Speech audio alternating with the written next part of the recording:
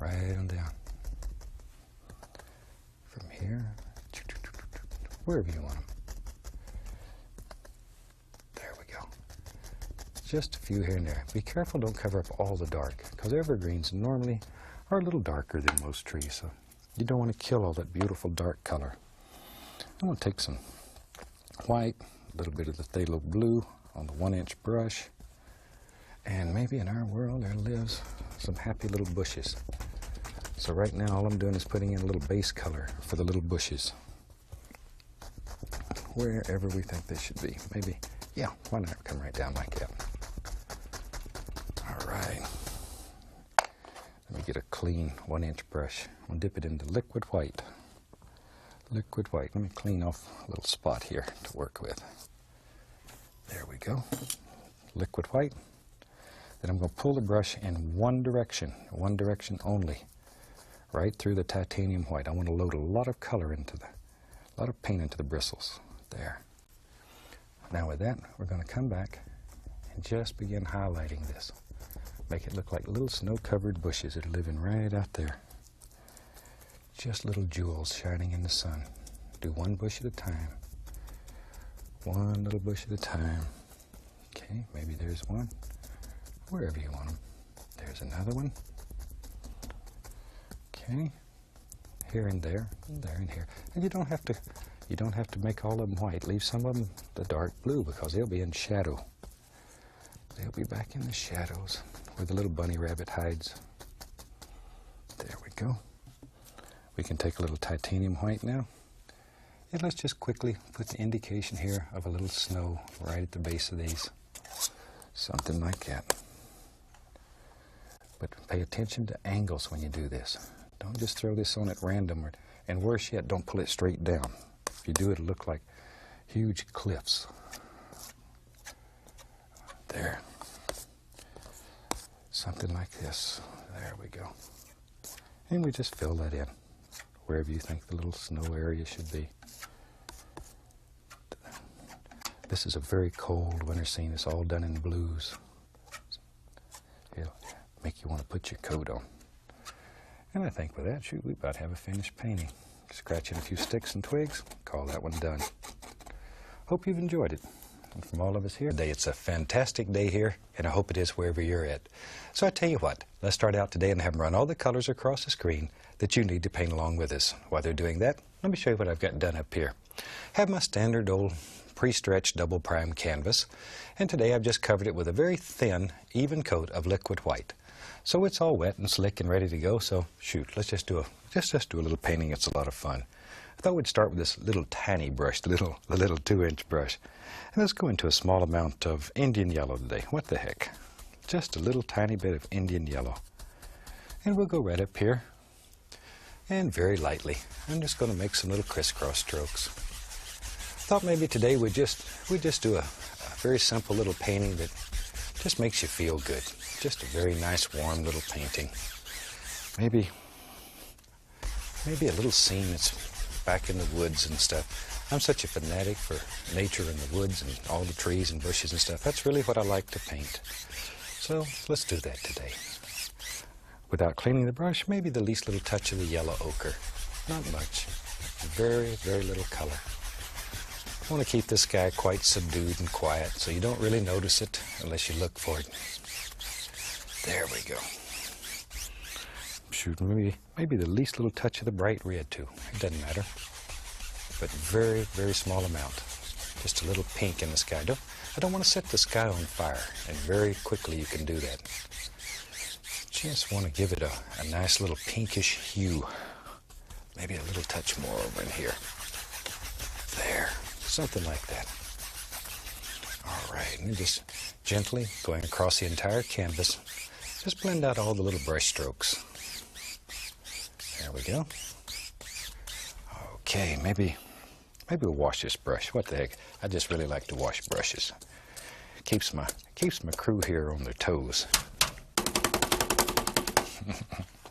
All right, now then, good clean dry brush. I'm gonna go right into a little bit of the midnight black. Don't want a whole lot of paint, just a little. All right, let's go back up in here. And right on the top, I'm going to take a little bit of that black. Don't begin making little crisscross strokes still. Something about like so. There we go. Maybe here and there there's a happy little floater in there, wherever you think they should be. That's exactly where they should be. There, a little bit more color on the brush. And we'll go right in like that. But this is just midnight black. Just knock off any excess color there because I want to keep it quite dark. And maybe, why not? Why not have another little cloud right about here? And all we're doing is just sort of tapping downward with this 2-inch brush. Maybe this little cloud, shoot, maybe it comes way on out here. I don't know. Wherever you want it. Wherever in your world you can do anything that you want to do. Any old thing that you want to do. We'll put another one there. Maybe over in here on this side. Shoot, maybe there's a couple more over here. Just whatever. Painting should be very individual. Everybody will see nature through different eyes. And that's what you should paint, the way you see it. I'll wash the old brush off again. Shake off the excess. And there we go again. Now then, with a clean, dry brush, and very gently here, I'm just going to blend all this together. Just blend it all together. Isn't that a fantastic way of making some little clouds that just jump right out at you? And you can do this, even if you've never painted before. This you can do. This you can do. We try to make painting simple enough that everybody can do it and really achieve fantastic results, even with very limited amounts of practice. There, and of course, the more you practice, the easier it gets and the better you get. I'm going to take a little, let's use a little black. Maybe I'll put the least little touch of phthalo blue into it also. Mostly black though, but a little bit. I'm going to have a little water in this painting. So we'll have water maybe right here. I don't know. It really doesn't matter at this point. You just put in some color. And whatever we don't want to be water, we'll just paint right over it. Because this is our world, and we literally can do anything that we want to do in this world. You have total and complete power here. There. Now then. I tell you what, we'll just keep using that same old brush. I'll just put a little bit more of the black on it. So it has black and at least a little touch of blue, but mostly black. And not a lot of color on the brush. Okay, maybe in our world back in here, let's just do something like that. In fact, I'm going to wipe a little of that paint off, a little more. No, that's better. I want it very quiet. Just take the side of the brush and we'll put the indication of some little things that live way back in the distance. Little indications of trees. I don't want a lot of detail. It's too far away. Too far away. Just want some little indications here and there. There. Wherever. Sometimes you can just tap downward. And if you want to make them look like maybe little evergreens far away, you can just do the brush like that. There we go. Softer and softer and softer till they just basically disappear out here. Very quiet, very subdued. There we are.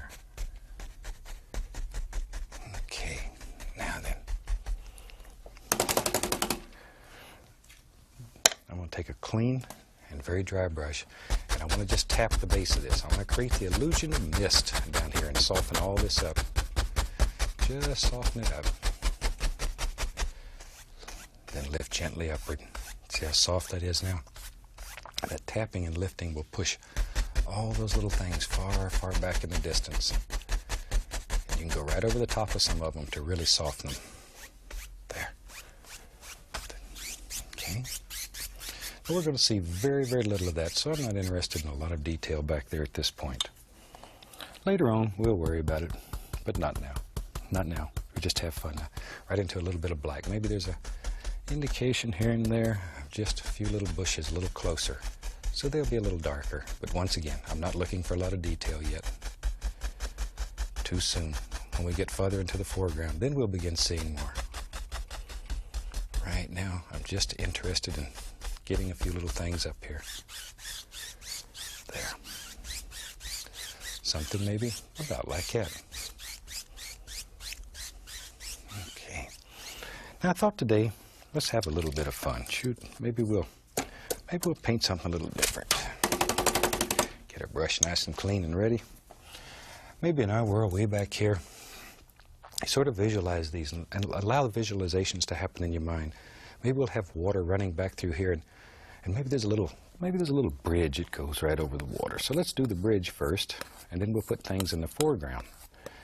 Start with Van Dyke brown, maybe even a little dark sienna mixed with it. Cut off our little roll of paint, and it should live right out on the edge of your knife. See there?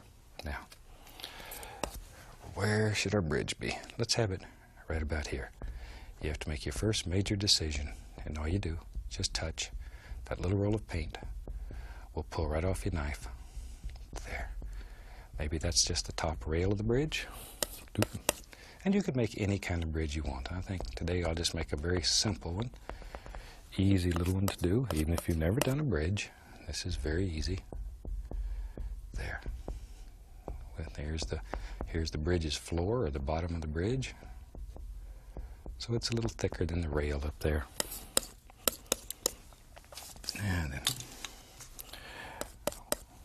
And let's see, we'll put some little support doers in here. We'll put one in, and maybe there's some little, yep, see them? See there?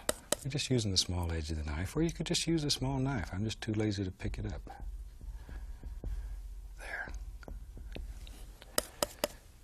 Looks like, when I was a kid, I used to, with string, make Jacob's ladders. This looks like that, sort of. Maybe this is Jacob's bridge, who knows? I don't even know who Jacob is. There. But see there? That easy. That old knife will do fantastic things. We'll put one little arm right here. Now, take a little white, a little of the dark sienna, maybe even a little touch of the bright red into it. Ooh, that's nice. I'm going to put a little yellow ochre too. Little roll of paint. And right up here on the top, the light's zinging down on top of our little bridge. Doom. So we have a little highlight right up here on top. Right there. And here and there, and there and here. See, right there. Maybe a little coming on this side of the post. Maybe our light's coming from the left today. It's up to you, wherever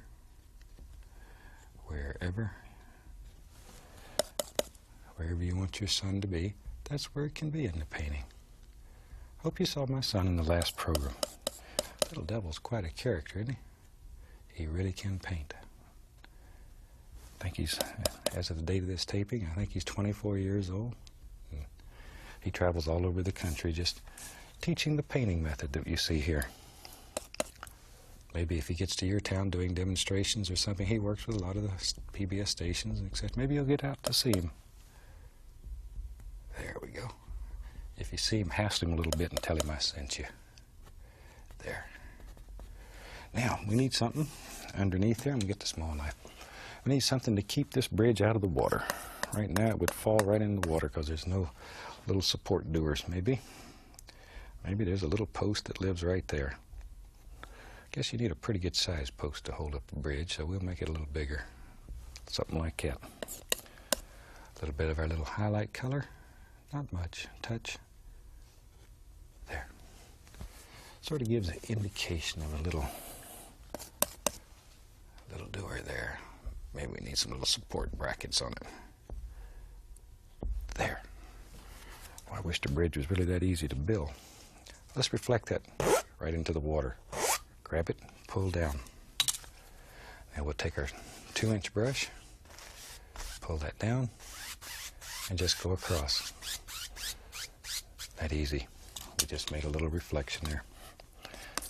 I'm going to take a little bit of the liquid white and mix it with a little of the titanium white just to make this a little thinner than normal. And we'll put a little ripple of water right around the foot there. Sort of cleans it all up, gives the impression that maybe the water's moving slowly, very slowly by this little bridge. A little slow river stream here. Big old fish is laying right under there and resting, taking life easy. I like to fish. Though I'm not a very good fisherman. Shoot, I catch the old fish and put a Band-Aid on his mouth and pat him on the tutu and put him back in the water and wish him well. And maybe I'll be lucky and get the chance to catch him again one day. Okay, take a little black, Prussian blue, phthalo green. Put some crimson in there. There we go. Mix them all up. I'll mix a pretty good pile of paint. I'm going to make some evergreen trees. What the heck? And some big bushy trees. And we're going to wipe off the knife.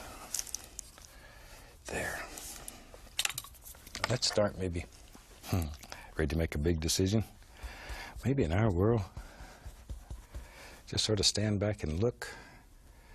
Maybe, yep, right about there. We'll have a big bush. I'm going to push both ends of this bridge back into the bushes so we don't have to worry about it. Right in there. And maybe there's a big, tall bank right here. There we go. There. Right out in the water. We'll take a little bit of brown and white. Just highlight a little bit here and there. Maybe I'll put a lot of bushes on there, so we don't really care at this point. We don't even know. Some of this will show. A lot of it won't. Now we can come back in here and drop in the indication of just all kinds of, well, I'll tell you what, let's just bring it right on around here. Let your imagination go. Just let that old imagination go. Maybe it comes there. What the heck? Get crazy. That's what makes it fun. What makes it fun? There we are. Now we was going to paint some evergreens a long time ago, and I got carried away with rocks and stones and all those things. So let's make, in our world, does now, a little evergreen tree right there. Use a corner of the brush as you work down the tree. Push harder and harder, forcing the bristles to bend downward. There they go. A little bit of phthalo green in there just gives it sort of a flavor almost like blue spruce, which is one of the most beautiful evergreen trees.